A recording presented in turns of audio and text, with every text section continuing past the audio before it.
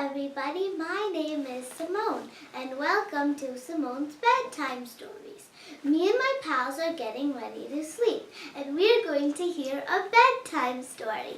Hi Daddy, I'm ready. Hi Simone, you ready? Yeah. Alright. What are we going to do? Are we going to sleep? No, we have to finish the Mahabharat stories because we haven't done them in a long time. Okay, alright. So far, what have we done? We have, what happened?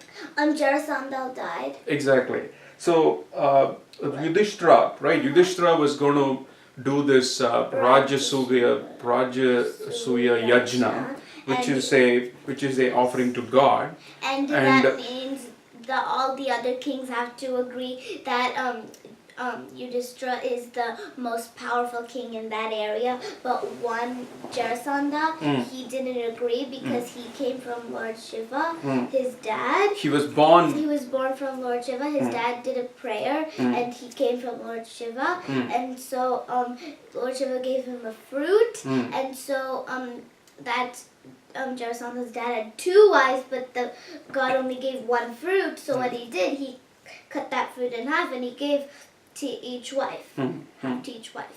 And when they ate the fruit, they gave birth to half of the baby, each half of the baby. So they put the baby together, and that became Jarasandha. And also he has a big scar from head to feet.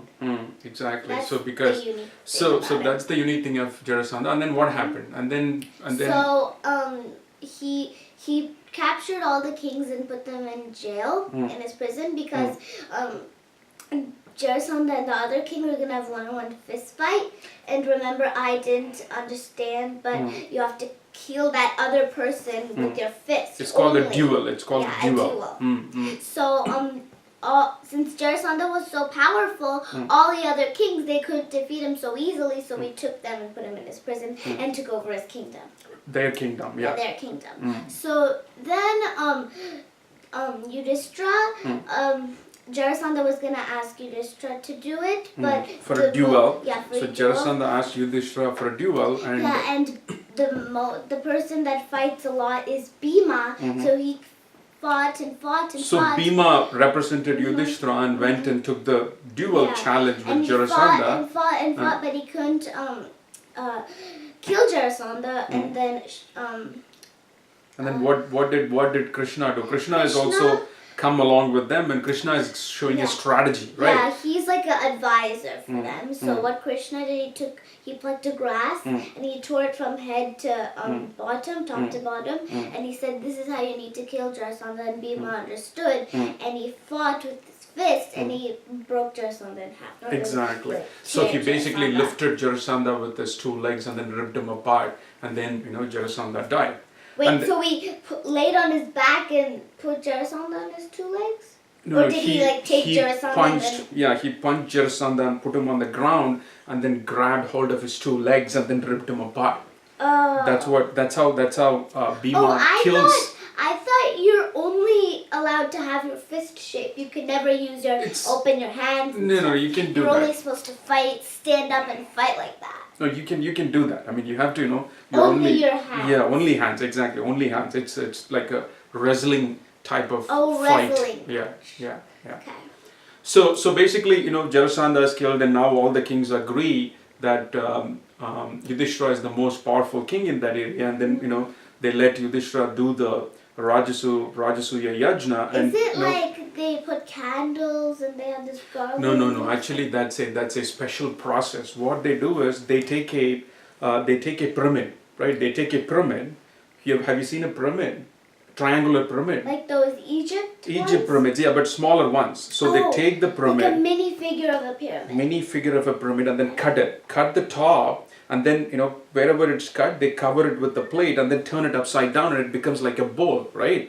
It becomes like a bowl, and then they put a lot of herbs and a lot of, ghee and a lot of charcoal and stuff like that, and then they put it in and then light it fire. All those stuff that come from nature? Yeah. So they pour ghee and then they light it on fire and then it glows. and that's and then they put a lot of things in that. I mean, and that's then do they like bend down like this? and then while exactly, saying and something? then they worship. Yeah, they worship, and they it's like an offering to God. I mean, it's technically Agni. Agni is fire god, and it's offering to fire god, and then it depends. I mean, they do so many mantras, they recite so many mantras, and so many procedures they So follow. what happened after Jarasandha died? See, that's what after Jarasandha died. Now Yudhishthira is declared as the powerful king in that area. Because he thinks through stuff. Because he's just not only a smart guy, he also he's a smart guy first. He's a smart guy, and second is he doesn't make decisions in haste. He doesn't hurry up and he doesn't do things in impulse, right? He thinks through, slowly takes everything into consideration. Like one story you told me. Remember when those five brothers and remember that bad guy Duryodhana? So they had, and then Bhishma. They said that without bending their arms, they had to get food. And That's an interesting story. Actually, I don't think we told that story in any of these episodes. But That's I a still good remember one. it. Exactly. So that's a good one. Why can't you tell that story from the beginning? In the So beginning, these were kids, right? Yeah, they so were kids. when Pandavas and Kauravas were kids, they're all eating in a big hall. Okay. A big temple. And so the Bhishma, he said that you have to use your arms, but without bending them, you have to like eat. Eat the food. Eat the food. And so everyone tried to do this, drop it in their mouths, someone tried to eat with their faces and stuff. But Yudhishthira, he did something else. What did he do? He took his arm and he actually fed it to someone else. Fed it to Duryodhana. other person. Fed it to Duryodhana without bending his arm. Yeah. So he accomplished what Bhishma asked him to do. So that's how Bhishma figured out, hey, among all the kids that are out there, Yudhishthira is the smartest, right? That's one of the stories. So when he did that, that's when Bhishma told him, hey, you are very smart. So that means what? When you help each other, when you support each other, you can stay together. When you stay together, you can accomplish a lot of things. That's like teamwork, right? With this leader. Exactly, with this smart leader. Yeah, exactly. So that's why Yudhishthira was a good leader and everybody agreed. So now, what is that? He is his country, right? The country that he's ruling is Kandaprastha, and the city is Indraprastha, and that's where these guys are living. And obviously, rhyme. Kandaprastha, Indraprastha. Exactly, yeah. And is that when Keep it down. Please. Keep it Arjuna got out of his exile? Exactly. Arjuna came out of his exile. Arjuna came back to Kandaprastha from his exile, and that's when all this happened, right? They did the Rajasuya Yajna and everything. So now this Rajasuya Yajna is a very grand festival. It's a big celebration, and they Pandavas, because they're cousin brothers, right? The Kauravas are cousin brothers, and they're still related to Dhritarashtra, Vidur, and everybody. Yeah, so they invite Kauravas, even though Duryodhana is constantly scheming to get rid of these Pandavas, to kill the Pandavas. Duryodhana is constantly doing that, and Duryodhana was actually surprised when he learned that these Pandava brothers disguised as Brahmins and went to the Swayamvara of Draupadi and married Draupadi. So from then on, right. So Duryodhana got the news. Duryodhana guessed that there is 5 people that have come together, and there is one guy in that who is a really, really good archer. That means it should be Pandava brothers. It cannot be somebody else. So Duryodhana gets it. Oh my God, these guys are not dead yet. So Duryodhana is constantly scheming. From then on, Duryodhana is constantly scheming to get these people killed, but that's not happening. That's when, between the, thing that happened, Arjuna went on an exile, went for 12 years and came back. And now things are, Duryodhana is even more afraid, right? Because he doesn't want to lose his kingdom. He wants to be the supreme king of, in this family, a king for everybody. And he wants to be the, super, king that rules sitting in that throne. I'm still curious. Why does he want to kill all the 5 brothers? Why doesn't he only want to kill Yudhishthira?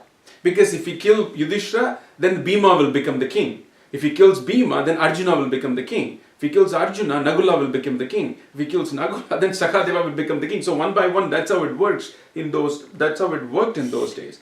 So you have to. So his plan is, I don't want any trouble with these guys. And also, if he kills Yudhishthira, then Bhima, all the four brothers will be so mad. They will take a revenge on Duryodhana and say, we want to get rid of this guy. He killed our brother. He's creating even more problem for him by killing only one. So he is saying, I want to kill every one of them. I don't want anybody out there, coming and competing with me to become the king of this great, country. Duryodhana wants to take over Kandaprastha also? Yeah, Duryodhana wants everything. He's being greedy, right? Of course he is. Yeah, and immature. So he wants this. If he sees something golden, he wants that. He wants this. He wants this. So that's how Duryodhana is. So they do this Rajasuya Yajna, and that's a great celebration. And it's so a great festival. So they're compelled to invite Duryodhana because he is his relative, he is his cousin brother, so they have to invite. So they invite. So Duryodhana comes and sees and they looks at his country and he's like jealous. Oh my God, look at these people. I would have killed them long ago, but these guys have grown so big and they've got their own country and they're even doing well. And this Yudhishthira guy is become the best king in this area and he's like the kings of kings and all that. And Duryodhana is mad. He's like again scheming, I want to kill these people. And on the way back, he's like so mad and he's talking to his maternal uncle. There is a guy called Shakuni. Is it that guy who had the magic dice and whatever number he says? It'll exactly. Yeah. So that is the guy. So that is Shakuni is Gandhari's brother, right? So Shakuni is Duryodhana's maternal uncle. So he's his mom's side uncle. That's what maternal means, right? So Shakuni is coming, and these guys are going back from. Shakuni is on Duryodhana's side. Shakuni is on Duryodhana's side, yes. So he's like lamenting with Shakuni. See what happened? These people have grown so big. These people are becoming a threat to my kingdom, and they're going to come and take over my kingdom. You know what? I want to get rid of them so quickly. It just doesn't make sense. But isn't Shakuni a good guy? Shakuni is a bad guy. Shakuni is not a good guy. Shakuni is on the side of Duryodhana. So all this happens, and then Shakuni is giving a plan to Duryodhana. You know what? I have a plan. I have a plan to get rid of these guys again. We can if we play this really, really well, we can send them back on exile again, and they will not bother you ever again. Shakuni is saying this, really? Wow, okay, what is the plan? Duryodhana is asking, Shakuni is telling, you know what? We should go back to our country. What is their country? What is their country? This is Kandaprastha, Indraprastha. I forgot the name of their country. What is their country?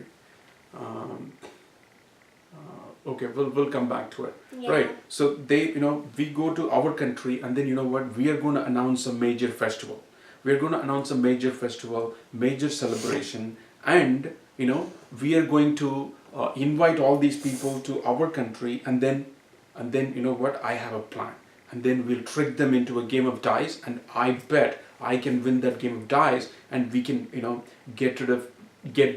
get everything, all the wealth they have, all the country they have, all the everything they have, we can take it away. But didn't they already do that? Remember, Yudhishthira, I think he bets for everything. Exactly. Yudhishthira loves playing this game of dice, right? So Yudhishthira loves, and so now they declare celebration in their country, right? So they declare celebration in their country just for fun. Hey, they had their fun, and we got to have our own fun. So they in those days, that's what they did. I mean, they'll declare festivals. The king had the right to declare festivals, and they'll do a lot of celebration. Whatever people will, whatever he wants. The king will spend the money. They'll all dress the city really well, nicely. It'll be very, very festive, right? And they are inviting the Pandavas to their country, and they're having this festive days. They're celebrating, and there's a lot of shows going on, a lot of dance, a lot of singing, a lot of parties, and a lot of fun. All this is going on. At the end, Shakuni is asking Yudhishthira, "Hey Yudhishthira, how's it going? Are you having a good time?" "Hey, yes, we are having a good time. We have so much fun. We are enjoying. Hey, how about this? How about joining us for a game of dice?" Shakuni is asking. Yudhishthira doesn't understand the evil intent behind Shakuni and Duryodhana, and Yudhishthira is playfully, wow, I would love to play a game of dice. That'll be so much fun. okay, let's we've already had so much fun. Let's play some dice as well, game of dice as well. Yudhishthira innocently saying that, right? But these guys, okay, so they say, okay, let's play a game of dice, but you know what? It has to be serious. It cannot be just playing the game for games fun's sake. You have to bet real things, and we got to play a serious game. Only then it's going to be a lot of fun. Only then it'll be really competitive and it'll be really engaging, and everybody will like to watch it, and it'll be interesting for both of us as well. That's what Shakuni is saying, and Shakuni is asking this in front of the entire court, right? The king's court is there, right?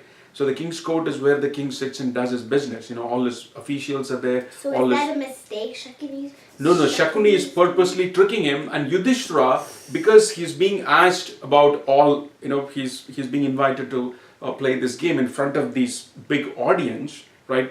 This court of Duryodhana, and there are his officials sitting, his generals sitting, and his representatives from all this different countries. Are all those guys on Duryodhana's Yeah, on Duryodhana's side, because Duryodhana is the king. So whatever the king says, they'll listen and they'll do it. So